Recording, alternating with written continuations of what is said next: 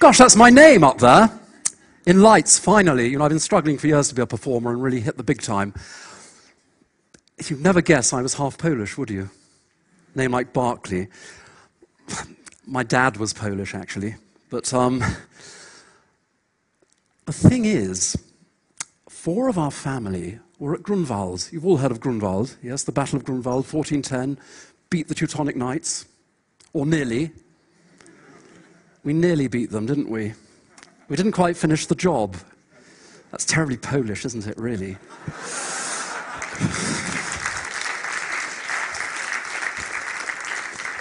But you know, somebody was explaining to me the other day how Poles work. Socially, I mean. You have 2 groups. You have the family group, the extended family. Cousin Krzysztof wants to build a house. So the whole family comes together and they build Cousin Krzysztof a house. And when, you know, Cousin Jemima wants to have a house, everybody goes and helps that. Now, at the other end, when there's a really heroic thing to do, or utterly futile, but which is going to cost a lot of lives, Poles are really good at that. They're marvelous at it. And they live on it for years and years and years and years, you know. The city of Warsaw is advertising itself on one of those great events. What a way to live, really. But what I want to ask you, the thing that really intrigues me, is what happens in the middle. You know, we all need fascism and we all need communism to keep the middle of politics alive. But, you know, Grunwald, the Warsaw Rising, and Cousin Krzysztof's house, there's an awfully big gap in between. Now, today we've heard lots of things about people working together, coming together, even trusting one another. Oh, my goodness. Trust. But where do we learn to trust? Where do we learn to trust, actually? What? Family? Life. Life. What do you mean by life? Experiences. Where do those experiences begin? Oh, that's what I thought I was going to get.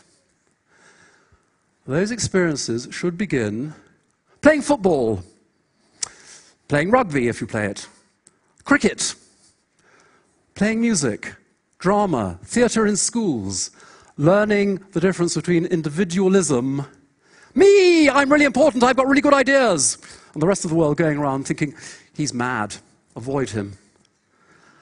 And knowing that as a back or centre forward or something, you have value in the team. In the word team, there is no I. Together, everyone achieves most. There is no I there. We learn to work together at school, but not in a Polish school. Oh, no, no, no, no, no. Because Polish schools are subjective. You know, the way we're taught is very, very important. In Polish schools, I'm generalizing, so forgive me if there's anybody here who has a different idea, you are taught on the vomit method.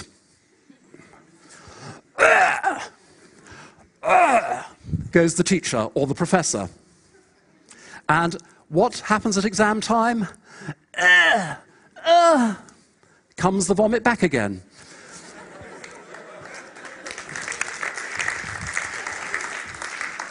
But the dear old teacher, you know, says, oh, yes, well, you got the potatoes, good Polish boy. Some of the peas, not much of the meat. Well, that's 60%. Even if you cheated, which you probably did. It's part of the culture. But how do we learn that we don't need to cheat? In fact, how do we learn that exams are a complete waste of time if we cheat? How do we learn that exams are not about the amount of vomit you can return, but what you do with the vomit when it's in your stomach? The way you think. Ideas. Where do you learn to throw an idea into the arena and not be afraid of having it pulled around a little bit? Where do you learn to share? 2 young men came to me the other day and they said, do you know anybody who could invest in our firm? They've got a young IT firm, they're doing really well. I said, well, I know a president of a bank who might see you. I rang him up. He said, yes, I'll see them. I'll take them out to lunch. Took them out to lunch. Afterwards, they texted me and said, great meeting, thanks so much. I texted him and I said, thanks so much for seeing them. He rang me and he said, but it was very odd. They wouldn't tell me what their idea was. And so I rang him up and I said, what's going on? You know, we didn't think we could trust him. Well, no, you can't. Well, you can't trust a bank manager today, can you? A bank president. I mean, they're all crooks. But I hardly think he's going to steal their idea, you know, on a subject he doesn't even really understand because he's over 45. No, but let's look at Chopin 2010. We all walked into this building, and as we passed under, we would have noticed a big picture of Frédéric Chopin, yes? 1810 to 2010. I should say he started a trend, Chopin. He was the first young man of note to leave the country and go west and not come back.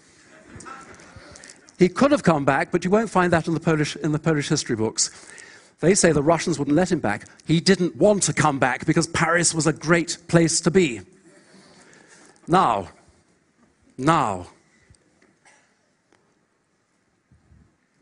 Poland is a country without music. How many of you in here who are Polish had any practical music making in your school careers after the age of 12? I haven't got my glasses on, so I can't see. There are few. There are few. Will this be the reason why there's no music industry in Poland? You know, really, really a great employer, because half of my musicians, I run a foundation, half of my musicians can't find work. Oh, and you know, they can't find work because we've just had a thing called a festival. A Chopin festival. It could be Beethoven, it could be any other sort of festival. Look around the country and look and see who is playing in the festivals. Rather a lot of foreigners. Ooh, so you have to buy foreigners in, and then they go away, and they take money with them, yes? That money could be used for infrastructure, couldn't it? Roads, that sort of thing. I don't mean roads. I mean creating work for Polish musicians. It could be used for training teachers to teach music in school. Because, ladies and gentlemen, music matters. Live music electrifies the brain in a way that nothing else does. Music helps people with all sorts of learning problems. Music gets to those places, as the beer advert says, that other things don't reach. It takes us to another level. But making music in school, and I mean musical theatre, singing, dancing, acting, the things that the child inside us really wants to do, the thing that every small child does, storytelling, singing to itself, dancing, moving, you know, that is denied our children. And the cost is enormous, because it is only by being in a team that you learn to trust the people around you, yourself, and gain respect.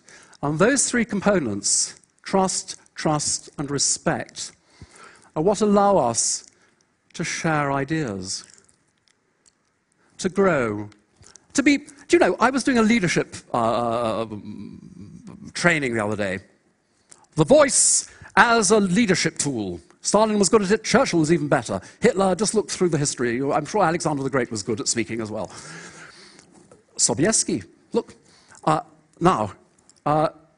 The voice for a leadership tool. I went in, this was the third day of a residential training program. People flying from all over the world.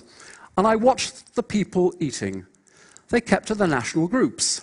Indeed, there were 3 girls from Bulgaria who were sitting at a table for 10 people, and the Russians had 3 places to spare on their table, but they didn't come together.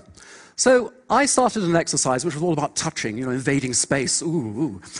And it didn't go very well. Not at all. It didn't even start, actually. And I said, now what's the problem? I said, have you actually shaken hands with each other? Do you actually know who each other is? No. Oh, says I thought you were leaders, or potential leaders, of a great multinational. Well, they don't really want leaders, do they? But I mean, you know what I mean. I mean, leaders fuck up the system, you know, too many leaders. And so I said, go and shake hands. I mean, try it now. Shake hands with the person next to you. See what happens. Go on, try it. Shake hands. Say hello. Go on, do it. God, do it. Shake hands. That means you too. And you see, there is a little frisson of excitement. Ah, oh, what fun. Isn't this marvelous? Oh, we're making contact. We're breaking down the barriers. But these physical barriers are mental barriers. Imagine what it's like if just to touch somebody is dangerous. What about putting yourself on the line with an idea? Now, one of the things I did was I put an object in the middle of the room and I said, when you have an idea of what that object can be, apart from what it is, come and show me. Well, I don't want to look stupid. Sorry, I'm going to do this. Oh, no. I'll wait for somebody else. Well, then somebody else went, and they did it, and they picked up, oh, it could be this. And somebody else went, oh, it could be it could be this. Somebody else went, it could be that. Nobody went, oh, look! Upside down, it can be something completely different, or on its side. And then somebody said, why are we doing this? And I said, well, if you can't even pick up whatever it was and turn it upside down, what are you going to do with a problem? Oh, it's always the same. You know, I was working with a mobile phone company the other day, and I discovered, huge one, that's losing, you know, deservedly, it's going down in the rankings, losing market share, but they don't care because they've got so much of it, but they will care. They will care. And what I discovered was that the research and development department and the marketing department only talk to each other at board level. We don't talk to them. Oh, no. We don't talk to them. Leave it to the boss. Well, that's fucking stupid, isn't it? Frankly, excuse my English. But I mean, you know, if you have to wait for it to go up to the board, whoa, and wait for it to come down again, what's